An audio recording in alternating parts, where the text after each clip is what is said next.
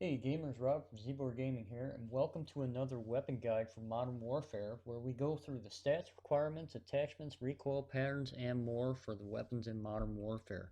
So today we're going to be taking a look at the Odin Assault Rifle. So let's go ahead and get started here.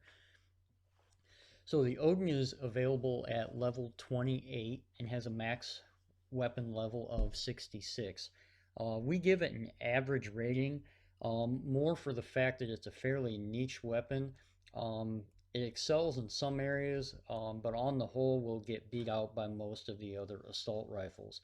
Primarily, this is because it has one of the slowest fire rates and ADS speeds of any of the assault rifles, even though its damage is very high. So if we take a look at that base range damage, you'll get this between 0 and 40 meters. To the head, it's 77 damage, 62 to the upper torso and chest, and then 48 anywhere else, the lower torso or limbs. The magazine size is also only 20 bullets, whereas most of the other assault rifles start with 30. Fire rate is a fairly slow 435 RPM, and the ADS speed is 367 milliseconds, which is quite slow when compared to the other weapons. Now, in addition, the reload time of 1.95 seconds is also very slow for an assault rifle.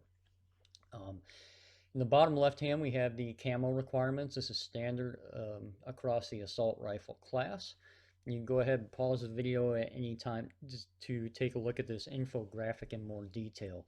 As far as the weapon infographics, we have these for every single weapon in Modern Warfare, including all the attachment unlock levels, and feel free to head on over to zborgaming.com, and we'll have a link in the description below as to how you can access all those weapon infographics. So here we have all the attachments and the unlock levels. So feel free to take a look at those as well if you're wondering at what level a certain unlock or attachment unlocks at. We have a couple loadout suggestions here which we'll go through. So the first is the aggressive setup, and this is more focused on some movement speed and ADS speed, about the best you can get with the Odin. Again, this is a fairly slow weapon with a slow ADS strafe speed of about 42%. Movement speed is 93%, which is pretty close to being standard in the assault rifle class. So this aggressive setup includes the factory 420 barrel, the TAC laser, the FTAC XL Elite comb stock, stipple grip tape, and then trying to increase that reload speed with the sleight of hand. Another setup we have here that you can use is the long range stealth setup, and you can go ahead and check that one out. As far as some other additional statistics, the Odin does have a unique muzzle attachment, which is the Colossus suppressor, which is noteworthy here because it adds sound suppression, 25% to the damage range. It does affect your ADS quite a bit at 3 frames, so that is a pretty big penalty when this weapon already has a poor ADS speed to begin with. And it does offer a little bit of recoil control, and we have an in-depth recoil study coming up here, so stick around, and you'll see the recoil pattern. As far as sprint out times, they're pretty standard, and then again the 20 round mag capacity with 40 in reserve, so you really need to be pretty sparing with your ammo here. Here we go. Sorry guys about that. You can see the idle sway here is fairly standard amongst most of the assault rifles. Now we do all of our recoil testing here on Candor Hideout. The reason we choose this spot is because it's 25 meters away, so it's a fairly good distance. All the base damage numbers here will apply since this weapon has a damage range of 0 to 40 meters. So let's go ahead and look at the recoil pattern. If you've watched some of our other videos, you will see that this has a very heavy amount of recoil compared to some of the other assault rifles. Very strong vertical kick up with a little bit of left hand drift. So with that, we decided to go ahead and take a look at some of the recoil control, or those vertical recoil control attachments. So the first thing we looked at was the compensator, and you could see that did have some improvement to the vertical recoil. Surprisingly though, the Merc foregrip really didn't appear to have any effect on the vertical recoil just by itself. And that is actually quite different than what we found in a lot of our other studies. Now, when you combine the compensator and the Merc foregrip, you actually get a very good recoil profile, which was one of the best that we had here, and that is right there in the middle with the compensator and the Merc foregrip. We then tried the compensator and the commando foregrip, and you can see we pretty much had just a straight vertical profile. And then we started getting into some loadouts, and you can see that the first loadout we tried, that compensator, 730 factory, Merc foregrip, and the rubberized grip tape, really wasn't a whole lot different than just putting on that compensator plus the Merc foregrip. So the 730 factory with that rubberized grip tape really didn't appear to help a whole lot, which was sort of surprising. So we then decided to go ahead and take a look at the muzzle attachments. So wanting to compare that compensator to the Colossus suppressor. And you can see here that between the compensator and the Colossus suppressor, there really wasn't a whole lot of difference.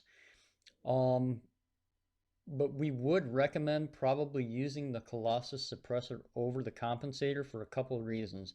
You get the additional damage range of 25% as well as the sound suppression.